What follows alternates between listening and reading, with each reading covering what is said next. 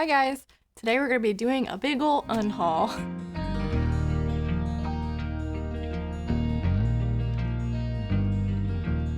So I'm pretty much limited to the space behind me for books, so I'm sort of constantly combing through my collection and kind of putting stuff aside that I don't think I'm going to reread anytime soon, if at all, or if I didn't enjoy it very much, I'm not going to keep it just for the sake of keeping it since I'm so limited on space. So, with that said, we're going to be starting off with a couple graphic novels that I read quite recently, actually, and that is Neil Gaiman's 1602 and Uncanny Avengers Volume 1, The Red Shadow. 1602 was just like a really big disappointment for me. I really liked the idea of the Avengers in sort of this historical fiction context, but I really did not love the execution, and I thought some of the elements were actually kind of problematic, so I will not be rereading this or recommending it on my channel because I hated it. And Uncanny Avengers was actually quite good, but it was very upsetting, and I just don't see myself continuing with this series because it just bummed me out so hard. So I would rather pass this along and let somebody who might be more interested in it than I am get it for a good deal. So getting rid of these. Next up, we have The Light Between Oceans by M.L. Stedman. I have had this forever. I picked it up at a Goodwill like literally years ago, and I just don't think I'm ever gonna read it. I've had it so long and I haven't picked it up, and I feel like this is sort of like a you either love it or hate it sort of thing. It's a historical fiction. I believe it takes place during World War II, like in Australia, and a lighthouse keeper and his wife who can't conceive a child, I believe, finds a baby on the shore. They have to deal with sort of the repercussions of taking the baby into their family to raise it, but also I think they like struggle with the idea of like, well, where's this baby's parents or something as well. So I don't know. It sounds interesting. It is not my top priority, and I'm trying to clear out some space, so I'm gonna pass this one along as well. This was another recent read for me, but that is The Animators by Kayla Ray Whitaker. I gave this a 4-star rating, I believe, on Goodreads. It wasn't bad, but it made me so upset. And it just, angry upset as well as, crying upset. So, again, I just don't see myself rereading this. It had a lot of things that make me feel very anxious, and even thinking about this book makes me kind of go into a little bit of a headspin because it's a lot. I would definitely recommend checking the trigger warnings on this if you are interested. It follows two women in the animation industry and it follows the success of their first animated feature film. And they're both just battling a lot of really intense demons. There's also this really big medical event that happens, and I experienced a lot of medical related anxiety, so I was just like, this is not what I need to read right now, but I was committed. There were just a lot of angry tears with me reading this, and I don't know, I don't feel good when I think about this book, even though I think it was technically done well. So I'm going to be passing this one along for someone a little bit more masochistic than I am.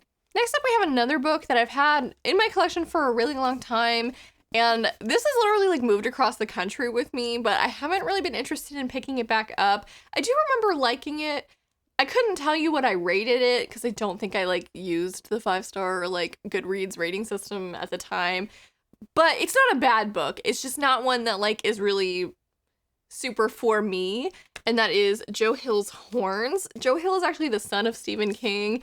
I believe that's much more widely known now. He's got quite a few successful books, and this one again was pretty good. It was an interesting concept. This guy, I don't even remember his name. In the movie, he's played by Daniel Radcliffe. His girlfriend was recently murdered, and they don't know who killed her, I think, or oh god, yeah, she was raped and murdered. And he's really dealing with the grief of her loss because she was his soulmate, and one day he starts growing horns out of his head and doesn't know why, obviously, but it sort of starts a series of events in which he is desperately trying to track down his girlfriend's murderer and figure out what the hell happened. So it was a really intense, heavy read. I believe it's like semi-comical as well. I don't really remember. Most of my memory of this right now is being really influenced by the movie, and I remember it ending very differently than the book did. So I recommend if you're into like horror or Stephen King and Joe Hill's writing in general. Again, not a bad book, just not really one that's sort of in my comfort zone much anymore, and I can't see myself picking this one back up. This one hurts because I was really excited about it, and it was just such a letdown. I don't even want to like keep it on my shelves. And that is Alex Michaelides' The Maidens. I did not read The Silent Patient, so I didn't really have any sort of background on his writing or whether or not it was going to be good. But again, it was super hyped. The concept was really interesting to me. It takes place, is it Oxford or Cambridge? I believe I've said Oxford in a previous video, but it takes place at Cambridge University, and it's a thriller that in its premise really promises sort of like these really interesting sort of Greek mythology overtones, and I don't know, it just fell flat for me.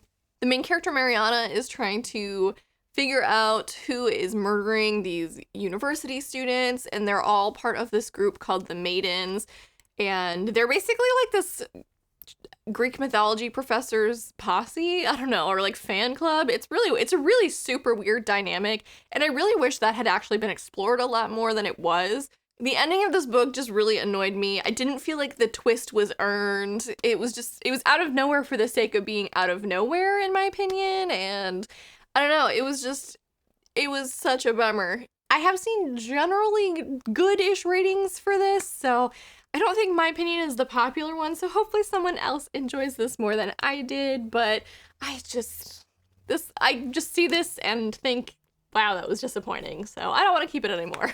Another one I will be passing along is The Kiss Quotient by Helen Huang. I actually quite enjoyed this book. However, as you see, this is a hardcover copy, and I'm trying to kind of keep most of my romance collection to paperbacks, just because that's the traditional format for them. Book of the Month obviously publishes them in hardcover, but they don't always like commit to doing the entire series. This one they have, which is nice, but I would just rather keep the paperbacks. So I will seek that one out at some point because I did quite enjoy this, and I do want to continue the series at some point.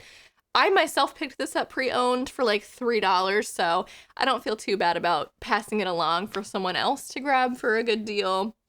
It sparked my interest in the series, so yeah, I just want to replace this with a paperback at some point. Another one I have had for a while but haven't picked up, and I've just kind of lost interest in it now, is The Wife Between Us by Greer Hendricks and Sarah Pekkanen. This is like a domestic thriller, and I don't know, I haven't been in the mood for those. They're just really repetitive for me. Like, they follow the same sort of broad strokes, and I don't know, I picked this up for 50 cents, I'm pretty sure. So again, I don't feel too bad about passing this one along. It's just not, I'm not excited to read it anymore, and I want to clear up some space. This one promises to explore the hidden complexities of marriage and the dangerous truths we ignore in the name of love. The description is really quite vague, honestly. It's like, you will assume that you're reading about a jealous ex-wife. I don't know. It just doesn't tell me enough to, like, actually be excited about it, so yeah, I'm just, meh. Alright, this one's another kind of a weird one, because I do still have the rest of this series, and I plan on replacing this one as well, but it is A Game of Thrones by George R.R. Martin. The rest of the series I have in the mass market paperback editions. This is the only, like, trade paperback size that I have, so I'd rather just have one that matches the rest of my set. I would really like to get a nice, like, hardcover or collector's edition set at some point, when or if George R.R. Martin ever finishes this series. But yeah, for now, I'm okay with having the mass market paperbacks. They're easy to read, and mine are really worn, so I don't mind them sort of with the spines being broken and stuff until I get a nicer set. But yeah, this one has always been sort of the odd one out in my collection, and it was also given to me by someone who I've had a falling out with, and every time I see this book, I think of that, and I'm gonna get rid of it. Speaking of hardcover romances, I also have Christina Lauren's The Soulmate Equation. I don't know why this was published in hardcover. Again, romances typically are straight to paperback, and this isn't a Book of the Month edition either, so I don't know.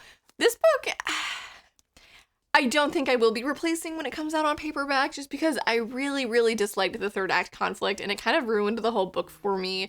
It was an interesting concept. It was basically like sort of taking the idea of Tinder or dating apps, but kind of introducing a genetic element to it, and like allowing you to pair up with people who genetically would suit you very well. And it follows a woman who is a single mom, and she ends up getting like a unheard of like 98% match with one of the founding members of this company that created this algorithm, and they sort of explore that relationship despite not getting off to a great start. It was cute for the most part. I liked that the main character was a single mom, because I feel like you don't really see that a lot in romances. I thought that was an interesting element, and yeah, again, the third act really just killed it for me. And if by the time the book ends, you don't care about whether or not your main couple gets together, I think the romance didn't do its job. So, not my favorite Christine and Lauren novel, unfortunately, so we'll be passing this one along. Up next, I have 2 Leanne Moriarty books, Big Little Lies and 9 Perfect Strangers. I have read both of these and actually quite enjoyed them. I just don't see myself rereading them. Big Little Lies I liked, but I liked the show better. So if I want to revisit that story, I think I'd rather just watch the show. And I haven't started the show for 9 Perfect Strangers yet, but I have heard that it's better than the book as well. Not that I disliked, again, either of these books. They're fine. But they're the kind of books that I would only read once, because I don't think the reread value is very great, but I am interested in watching the show for this and seeing if it's good. I like Nicole Kidman. I thought she was great in Big Little Lies. So I don't dislike these stories. They're not my favorite. I don't think I'm going to reread them, and I need to make room on my shelves. So these are the next to go. There are also editions that I believe I picked up for 50 cents each. They're a little beat up. So I think I might put these in a free little library, just because they're hardbacks, so they're readable. It's just that the dust jackets are a little damaged. So I think someone else would get more enjoyment out of these than I have. Next up, we have The Mists of Avalon by Marion Zimmer Bradley. I just bought this, so again, this one kind of, or not just bought it, I bought it a few months ago. So this one also kind of hurts, but since buying it, I've read that the author is not a great person, and it's a real big chonker. It's over 800 pages, and I don't see myself realistically getting to this anytime soon, and I'm a lot less excited about it now, so I'm just gonna pass this one along. I got it used, so it wasn't too big of a hit, but it sucks when you buy a book and then get rid of it just a couple months later, but I'd rather not hang on to things that I just don't see myself reading or picking up ever.